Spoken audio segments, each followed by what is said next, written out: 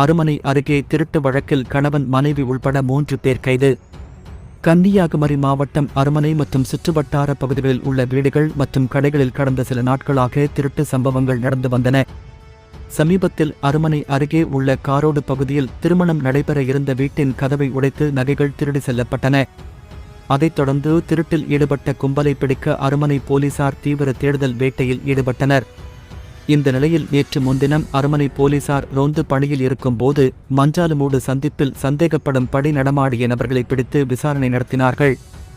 அப்போது மாராயபுரம் காப்புக்காடு பகுதியைச் சேர்ந்த மகேந்திரகுமார் வயது 47 என்பவரை பிடித்து விசாரித்த போது அவர் திற்பரப்பு பகுதியைச் சேர்ந்த அச்சுதன் மகன் ஜெகன் வயது 37 என்பவருடன் சேர்ந்து திருடியதும், மேலும் மகேந்திரகுமார் தான் திருடியதை மனைவி நிர்மலாவிடம் கூறி பணத்தை கொடுத்து வந்ததும், அதை அவர் வங்கியில் சேமித்ததும் தெரிய வந்தது.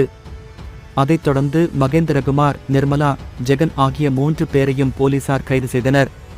இதில் மகேந்திரகுமார், ஜெகன் ஆகியோர் மீது அருமனை பேச்சிப்பாறை, கடையாலுமூடு, திருவட்டார், பழுகல் ஆகிய போலீஸ் நிலையங்களில் 7 திருட்டு வழக்குகள் உள்ளன. அவர்களிடம் இருந்து ரூபாய் 15,000 மற்றும் மோட்டார் சைக்கிள் மீட்கப்பட்டன.